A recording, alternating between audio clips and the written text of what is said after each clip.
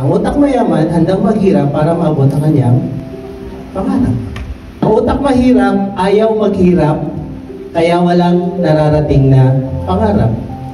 Handa kang magsakripisyo at magbayad ng presyo. Marating lang pangarap mo. Dahil lahat yan may bayad. Mas malaking pangarap, mas malaking bayad. At kahit anong mangyari, focus ka lang. Focusing your eyes on Jesus. Kailangan kay Jesus ka nakatingin. Ano yun? May goal ka, may Jesus pa. Dapat si Jesus yung nasa sentro ng mga goals mo. Sa lahat ng pangarap mo, huwag mong tatanggalin si Lord sa gitna. Dapat siya ang nasa sentro. Ito bang pangarap na to, natutuwa ang Diyos na magbukas ka ng Bible study? Of course, yes.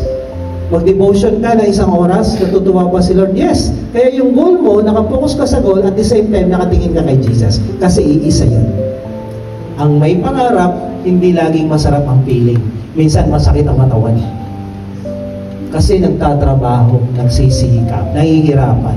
Pero ang mga dreamer hindi nahihirapan. Feeling, ang sarap doon, ang sarap doon. Dreamer. Ang kailangan natin, visionary. Without execution, vision is just another word for hallucination.